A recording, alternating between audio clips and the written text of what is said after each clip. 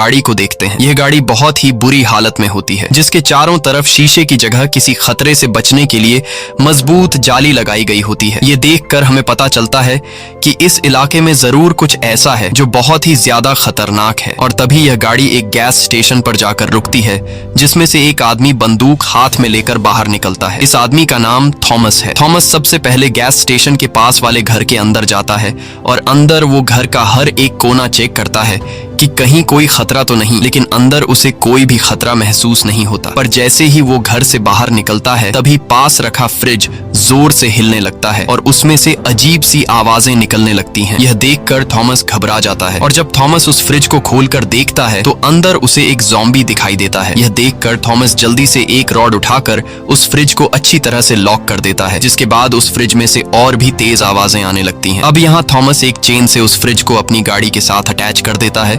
इसके बाद थॉमस अपनी गाड़ी स्टार्ट कर देता है और उस फ्रिज को घसीटता हुआ धूप में ले आता है। अब यहाँ थॉमस गाड़ी से निकलकर उस फ्रिज से थोड़ी दूरी पर खड़ा होकर बंदूक से फ्रिज के लॉक को शूट करके तोड़ देता है और तभी उस फ्रिज में से एक ज़ॉम्बी बाहर निकलता है। बाहर निकलते ही जैसे उस ज़ॉम्बी के बॉडी पर सूरज की रोशनी पड़ती है, वो ज़ॉम्बी जलने लगता है और उसकी बॉडी से धुआं निकलते हुए तड़प रहा होता है। कुछ देर बाद देखते ही देखते वो ज़ॉम्बी मारा जाता है। ये देखकर हमें पता चलता है कि यह ज़ॉम्बी सूरज की रोशनी को बर्दाश्त नहीं कर सकते। सूरज की रोशनी इनकी स्किन को जलाती है, जिस वजह से ये ज़ॉम्बी दिन में सोते हैं और रात को शिकार के लिए बाहर निकलते हैं। अब यहाँ थॉमस वापस गाड़ी में बैठकर आगे की तरफ निकल पड़ता है और कुछ ही देर बाद वो एक शहर में पहुंचता है, जहां थॉमस खाना ढूंढने के लिए एक बड़े घर के अंदर घुसता है। घर के अंदर घुसते ही हम देखते हैं कि घर का सारा सामान यहाँ वहाँ बिखरा पड़ा है। तब थॉमस बहुत ही चौकन्ना होकर घर के हर एक कोने को देखता है कि कहीं यहाँ पर ज़ॉम्बी तो नहीं, और तभी उसे किचन में एक मरा हुआ आदमी दिखाई देता है, जिसे ज़ॉम्बी ने मार दिया था। यह देखकर थॉमस अलर्ट हो जाता है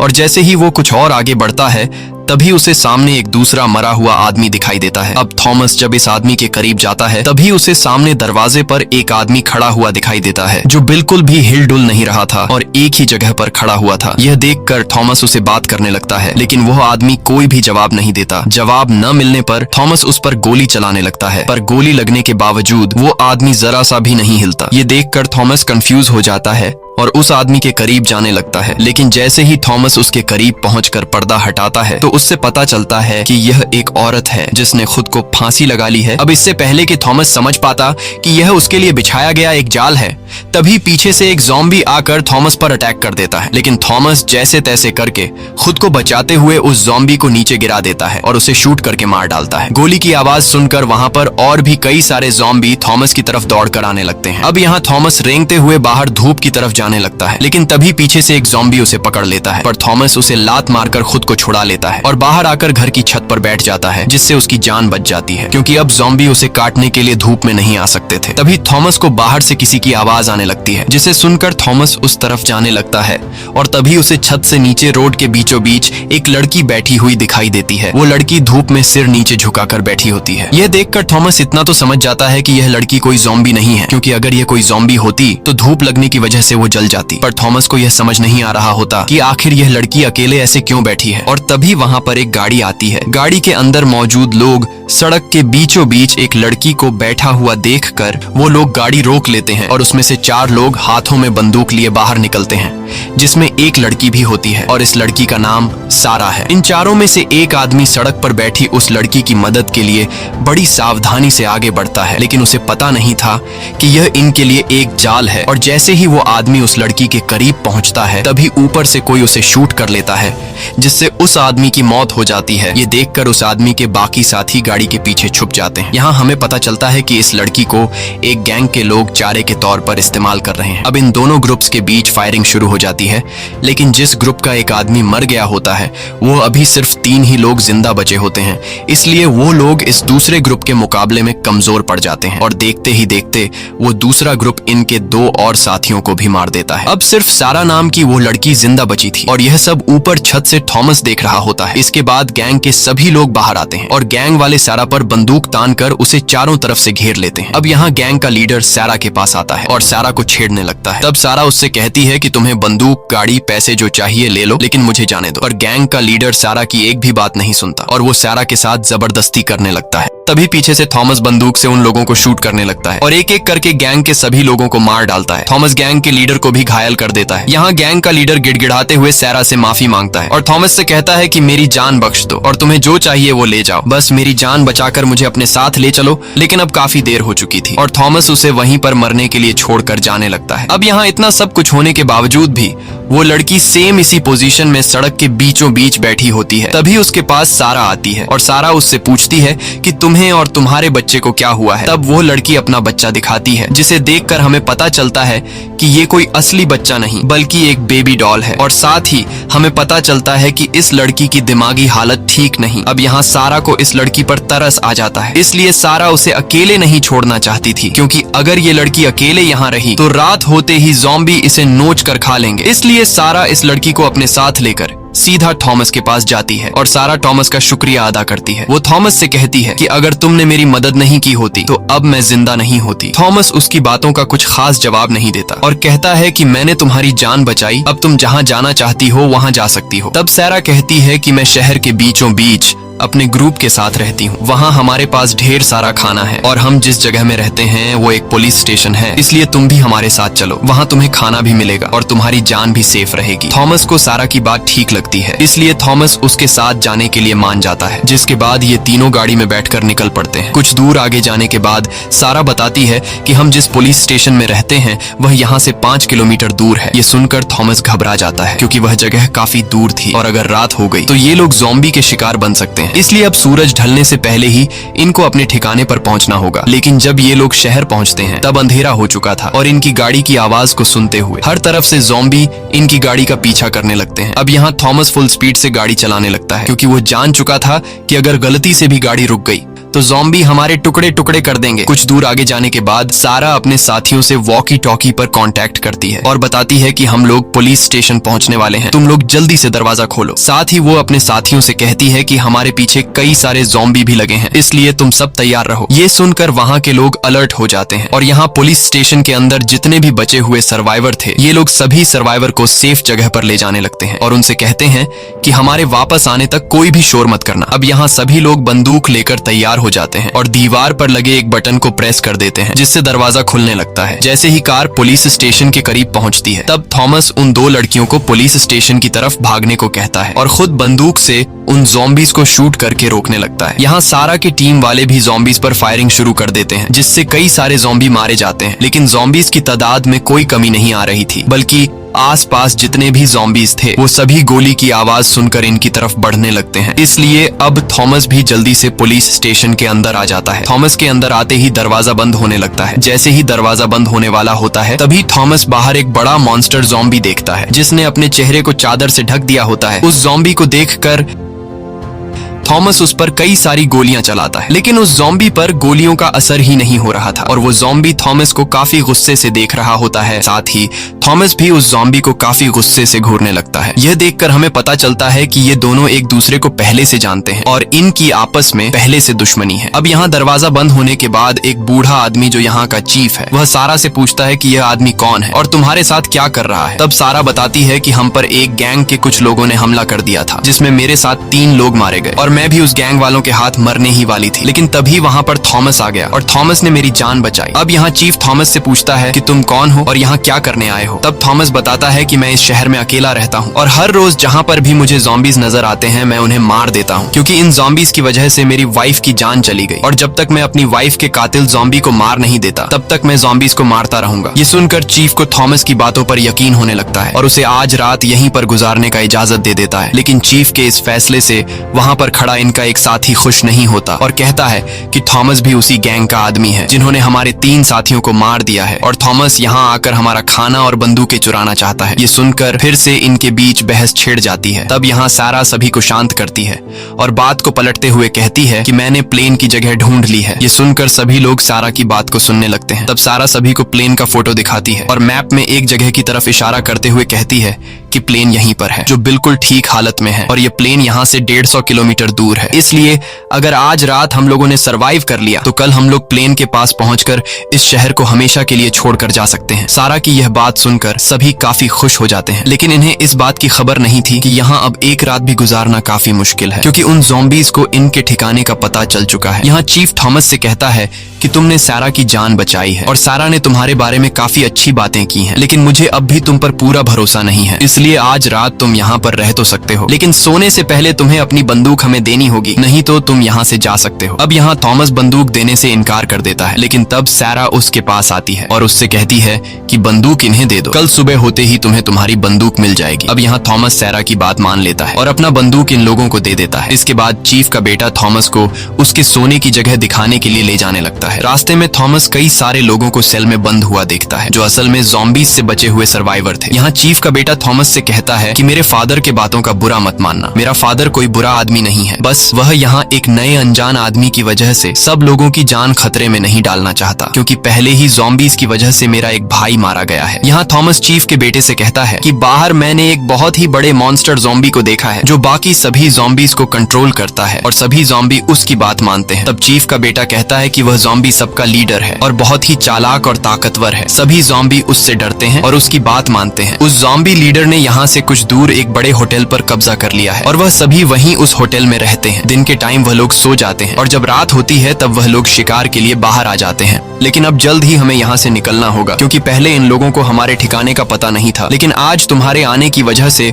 उन ज़ॉम्बी को हमारे ठिकाने का पता चल चुका है, इसलिए कल शाम होते ही वो लोग हम पर हमला करेंगे। इसके बाद चीफ का बेटा थॉमस को एक सेल में बंद कर देता है और थॉमस सेल में सो जाता है। रात में थॉमस को अपनी वाइफ का सपना आता है, जिसमें उसकी वाइफ थॉमस से कहती है कि तुमने मेरा बदला लिया या नहीं। ये सपना आते ही थॉमस की आंख खुल जाती है और वह अपने सामने वाले सेल में सारा को देखता है, जो काफी टाइम से थॉमस को देख रही थी। सारा उससे माफी मांगती है कि हमें तुम्हें सेल में बंद करना पड़ा, लेकिन हमने यह सब कुछ तुम्हारे हिफाजत के लिए किया है। यहाँ इन दोनों के बीच बातचीत होने लगती है और तभी सारा थॉमस के बाजू पर किसी का नाम लिखा हुआ देखती है। यह देखकर सारा पूछती है कि यह नाम तुमने किसका लिखा है? तब थॉमस बताता है कि यह मेरी वाइफ का नाम है। मेरी वाइफ के अलावा मेरा इस दुनिया में और कोई भी नहीं था और उसे भी ज़ॉम्बी लीडर ने मार दिया। अब मैं जब तक उस ज़ॉम्बी लीडर को मारकर अपनी वाइफ का बदला नहीं ले लेता, तब तक मैं सुकून से नहीं रहूंगा। ये सुनकर सारा कहती है कि वो ज़ॉम्बी लीडर बहुत ही खतरनाक है, उसे मारना इतना आसान नहीं। तब थॉमस कहता है कि मैं पिछले 1 साल से उस दिन का इंतजार कर रहा हूँ कि मेरा सामना कब उस ज़ॉम्बी लीडर से होगा। यहाँ सारा थॉमस से कहती है कि कल हम लोग प्लेन से एक ऐसी जगह जाने वाले हैं जहाँ ज़ॉम्बी कभी भी नहीं आ सकते, क्योंकि वह जगह एक रेगिस्तान के बीचों बीच है। इसीलिए अगर ज़ॉम्बी वहाँ आने की कोशिश करेंगे तब वह लोग धूप में जलकर मारे जाएंगे। इसलिए कल अगर तुम हमारे साथ जाना चाहते हो तो हमारे साथ जा सकते हो। यह कहकर सारा वहाँ से चली जाती है। अब यहाँ सेल में मौजूद सभी लोग सो रहे होते हैं और गार्ड्स बाहर पहरा दे रहे होते हैं। तभी कंट्रोल रूम में चीफ का बेटा देखता है कि सीसीटीवी काम नहीं कर रहा। ये देखकर उसे कुछ समझ नहीं आता कि अचानक कैमरा खराब कैसे हो गया। यहाँ हम एक पहरा देने वाले गार्ड को देखते हैं जिसे काफी अजीब सी आवाज सुनाई देती है। अब आवाज को फॉलो करते हुए जब वो गार्ड उस तरफ जाता है तभी पीछे से एक ज़ॉम्बी उस पर हमला कर देता है और वो ज़ॉम्बी उस गार्ड को मार देता है। इसके बाद वो ज़ॉम्बी थॉमस के सेल की तरफ जाता है और वहाँ खड़े एक गार्ड पर हमला कर देता है। गार्ड को मारने के बाद वो ज़ॉम्बी थॉमस के सेल के पास आता है, लेकिन अच्छी बात यह थी कि सेल लॉक था, जिस वजह से वो ज़ॉम्बी थॉमस पर हमला नहीं कर पाता और वहाँ से दूसरी तरफ चला जाता है। अब यहाँ मौका मिलते ही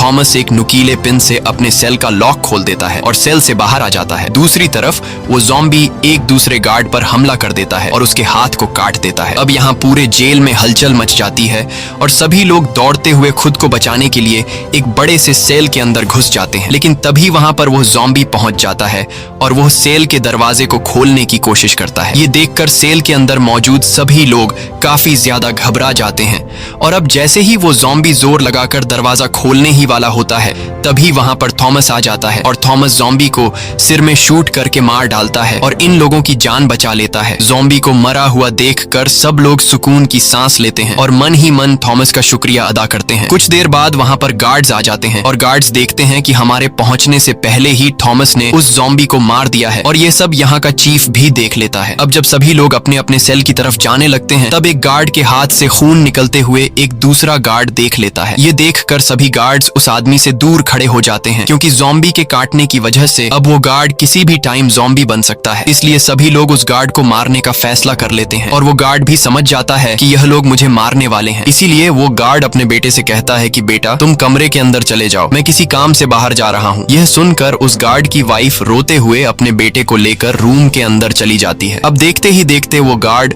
ज़ॉम्बी में बदलने लगता है और इससे पहले कि वो गार्ड पूरी तरह से ज़ॉम्बी में बदल जाता तब चीफ उसे शूट करके मार देता है। अगले दिन सुबह होते ही सभी लोग इकट्ठा हो जाते हैं क्योंकि आज इन लोगों को यहाँ से निकलना था। लेकिन जब यह लोग दीवार पर लगा दरवाजे का बटन प्रेस करते हैं तो दरवाजा खुलने के बजाय हिलता तक नहीं, जैसे किसी ने बाहर से दरवाजा बंद कर दिया हो। अब यह लोग मेन गेट को छोड़कर पुलिस स्टेशन के दूसरे छोटे गेट से बाहर आते हैं। बाहर आते ही उनकी आंखें खुली की खुली रह जाती हैं क्योंकि सामने के रोड को ज़ॉम्बी ने गाड़ियों से ब्लॉक कर दिया था, जिस वजह से यह लोग गाड़ी में बैठकर यहाँ से निकल नहीं सकते थे। अब यह लोग परेशान हो जाते हैं और आगे की प्लानिंग के बारे में सोचने लगते हैं। चीफ कहता है कि हमें जल्द ही कुछ करना होगा क्योंकि अगर शाम हो गई तो वो ज़ॉम्बी हम पर हमला कर देंगे और हम सभी मारे जाएंगे। यहाँ किसी को भी समझ नहीं आ रहा होता कि हमें अगला कदम क्या लेना चाहिए।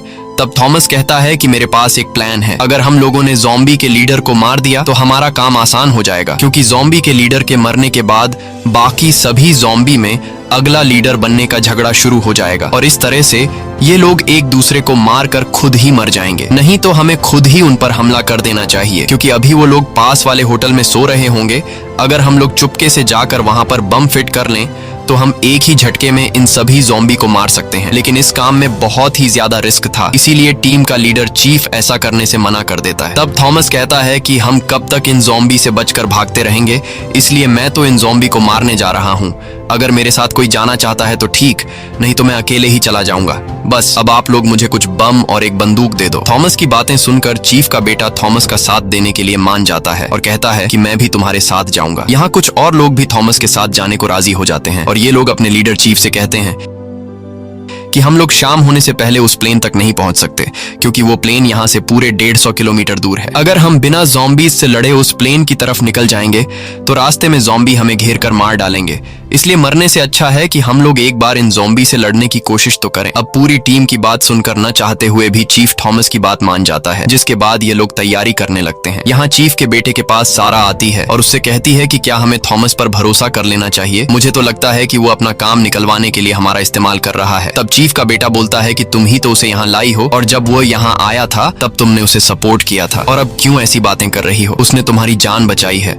और रात को जब यहाँ ज़ॉम्बी घुसा था तब थॉमस ने यहाँ के सभी लोगों की जान बचाई और उसका ज़ॉम्बी के साथ लड़ने का आइडिया बिल्कुल ठीक है क्योंकि अगर हम लोग उन ज़ॉम्बी से लड़कर अपनी जान दांव पर नहीं लगाएंगे तो हम लोगों पर कभी भी हमला हो सकता है और यहाँ पर जितने भी बच्चे, बूढ़े, जवान सर्वाइवर हैं ये सभी मारे जा सकते हैं। अब यहाँ इन लोगों की पूरी तैयारी हो जाती है और ये लोग 3 ग्रुप्स बना लेते हैं, जिसमें से एक ग्रुप यही पुलिस स्टेशन में रहकर यहाँ के लोगों का ख्याल रखने के लिए रुक जाता है। दूसरा ग्रुप कुछ गाड़ियां ढूंढने निकल पड़ते हैं ताकि ज़ॉम्बी को मारने के बाद ये सभी लोग गाड़ियों में बैठकर यहाँ से निकल जाए। और तीसरा ग्रुप ज़ॉम्बी से लड़ने उनके होटल की तरफ चल पड़ता है, जिसमें थॉमस, चीफ का बेटा और कुछ और साथी होते हैं। कुछ देर बाद ये लोग उस होटल में पहुंच जाते हैं जहां ये लोग काफी अलर्ट होकर आगे बढ़ते हैं। होटल के अंदर हर तरफ काला अंधेरा छाया होता है, इसलिए यह लोग टॉर्च लाइट से हर एक कोने को तलाश करने लगते हैं। तभी एक कमरे से इन्हें अजीब सी गुर्राने की आवाज सुनाई देती है, जिसे सुनकर ये लोग फौरन उस कमरे में टॉर्च ऑन करते हैं। अंदर का नजारा देखकर इन्हें ये पता लगता है कि एक ज़ॉम्बी किसी इंसान को खा रहा है और अब वो ज़ॉम्बी इन्हें भी देख लेता है, इसलिए ये लोग फौरन उस ज़ॉम्बी को शूट करके मार देते हैं। इसके बाद ये लोग फिर से बाकी ज़ॉम्बीज को ढूंढने के लिए आगे बढ़ते हैं और चलते चलते ये लोग होटल के बेसमेंट तक पहुंच जाते हैं। वहां का नजारा देखकर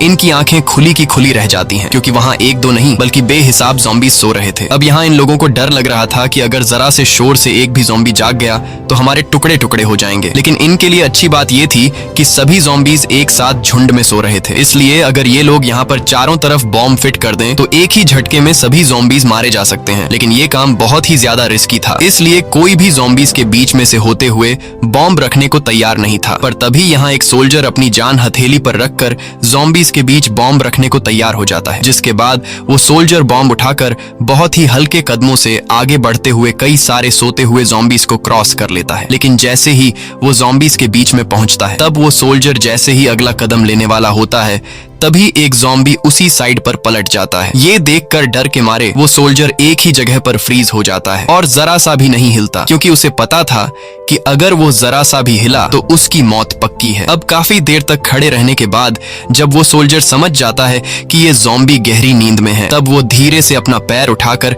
दूसरी तरफ जाने लगता है और कुछ और ज़ॉम्बीज को क्रॉस करते हुए दूसरे साइड पर पहुंच जाता है। दूसरे साइड पर पहुंचकर वो सोल्जर काफी खुश हो जाता है, लेकिन उसकी ये खुशी कुछ ही देर की मेहमान थी, क्योंकि जैसे ही वो अब बॉम्ब फिट करने वाला होता है तभी पीछे से ज़ॉम्बी लीडर आकर उसे गले पर काट देता है। ये देखकर थॉमस फौरन ज़ॉम्बी लीडर को शूट करता है, लेकिन ज़ॉम्बी लीडर बचकर वहां से भाग जाता है और गोली की आवाज सुनकर सभी ज़ॉम्बीज जाग जाते हैं। ज़ॉम्बीज को जागा हुआ देखकर ये लोग बॉम्ब वहीं पर छोड़कर बाहर की तरफ भागने लगते हैं और अब वो सभी ज़ॉम्बीज इनके पीछे पड़ जाते हैं। तभी ये लोग नीचे बेसमेंट में छोड़े गए बॉम्ब को ब्लास्ट कर देते हैं, जिसमें कई सारे ज़ॉम्बीज मारे जाते हैं, लेकिन अब भी बचे हुए ढेर सारे ज़ॉम्बीज इनका पीछा करने लगते हैं और इसी भाग दौड़ में ये सभी एक दूसरे से अलग हो जाते हैं। यहाँ थॉमस कई ज़ॉम्बीज को मार गिराता है और ऊपर छत की तरफ चढ़ने लगता है। इसी दौरान इनका एक साथी एक रूम के अंदर चला जाता है, जहाँ वो कई सारे ज़ॉम्बीज को शूट करके मार डालता है, लेकिन एक ज़ॉम्बी आकर उसे काट लेता है, जिससे वो ज़ॉम्बी में बदलने लगता है और तभी कई सारे ज़ॉम्बीज उसकी तरफ बढ़ने लगते हैं। ये देखकर वो सोल्जर एक ग्रेनेड उठाता है और जैसे ही वो ज़ॉम्बीज उसके करीब आते हैं वो अपने साथ उन सभी ज़ॉम्बीज को ब्लास्ट में मार देता है। अब यहाँ थॉमस और चीफ का बेटा दौड़ते हुए ऊपर छत की तरफ जाने लगते हैं, लेकिन ऊपर के एक फ्लोर पर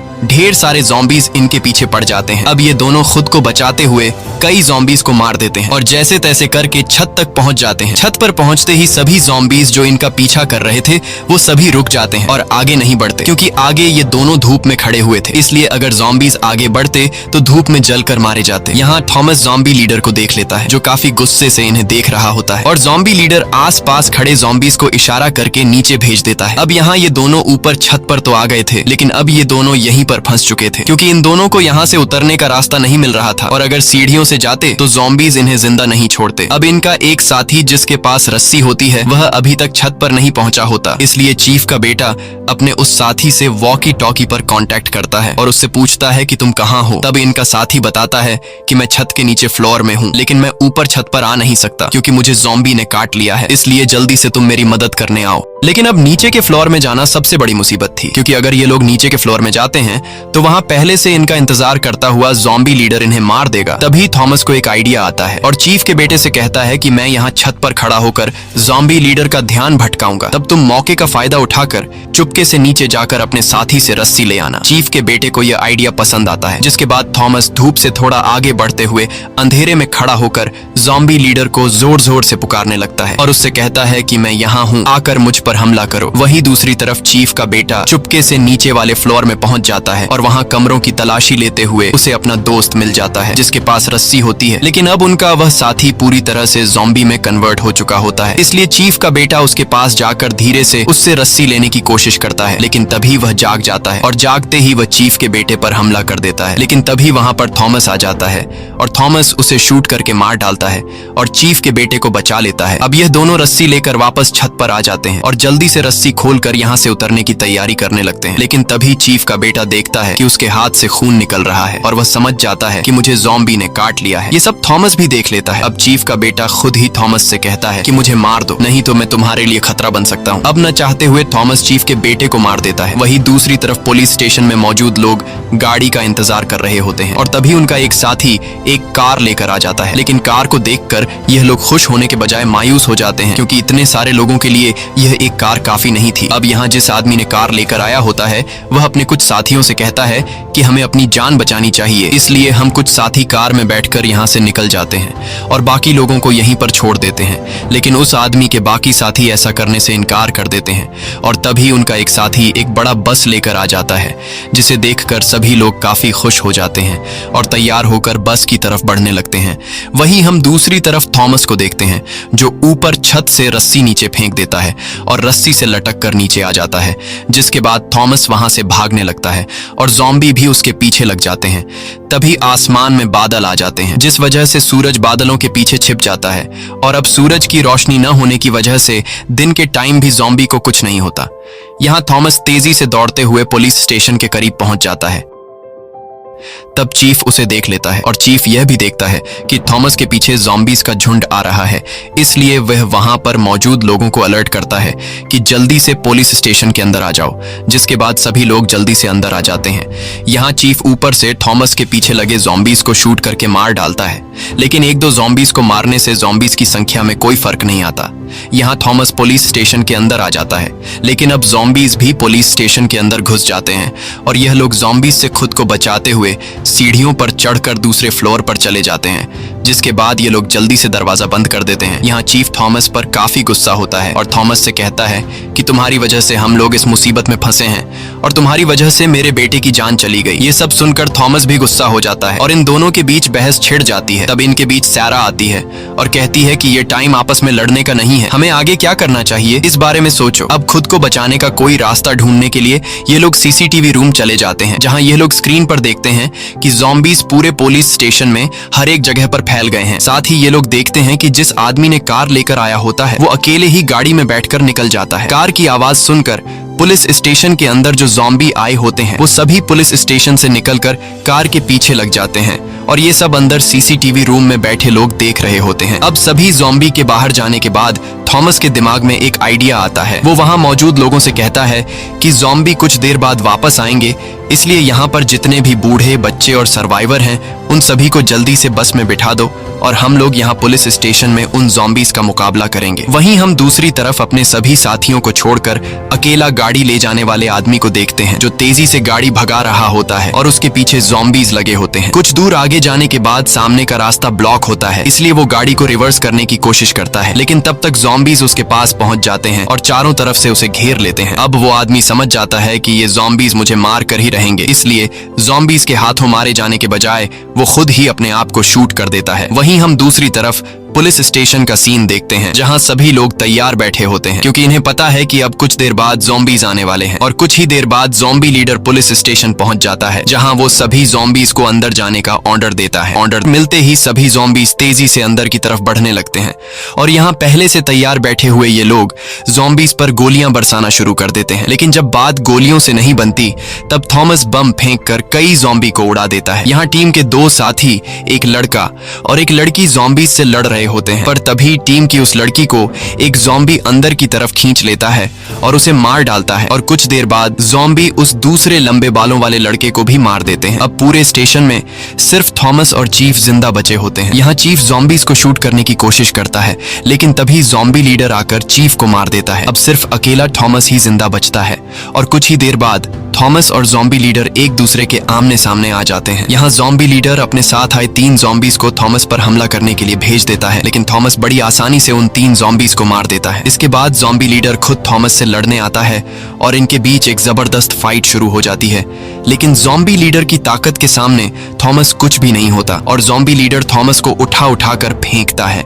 अब थॉमस किसी तरह हिम्मत जुटाकर ज़ॉम्बी लीडर पर चाकू से वार करता है, लेकिन चाकू के वार से ज़ॉम्बी लीडर को कुछ फर्क नहीं पड़ता। इसलिए थॉमस समझ जाता है कि ज़ॉम्बी लीडर बहुत ही ज्यादा पावरफुल है और मेरा ज़ॉम्बी लीडर से लड़ना फिजूल है। इस तरह से मैं कभी भी ज़ॉम्बी लीडर को मार नहीं सकता। इसलिए थॉमस समझदारी से काम लेते हुए ऊपर छत की तरफ भागने लगता है। तब ज़ॉम्बी लीडर भी दौड़ते हुए उसका पीछा करता है और कुछ ही देर बाद थॉमस के सामने सीढ़ी आ जाती है, जिस पर थॉमस जल्दी से चढ़ने लगता है और ऊपर दरवाजे तक पहुंचकर वहां खड़ा हो जाता है। यहाँ ज़ॉम्बी लीडर थॉमस को पकड़ने के लिए तेजी से उसके पीछे जाता है और जैसे ही ज़ॉम्बी लीडर थॉमस के पास पहुंचता है तब थॉमस दरवाजा खोलकर अपने साथ ज़ॉम्बी लीडर को भी बाहर धूप में गिरा देता है। धूप में आते ही ज़ॉम्बी लीडर जलने लगता है, उसके बॉडी से धुआं निकलना शुरू हो जाता है और फाइनली ज़ॉम्बी लीडर तड़प कर मर जाता है। अब ज़ॉम्बी लीडर के मरने के बाद जब थॉमस छत के किनारे से नीचे देखता है तो उसे नीचे खड़ी हुई बस दिखाई देती है, जिसमें से लोग बाहर निकल रहे होते हैं। यह देखकर थॉमस खुश हो जाता है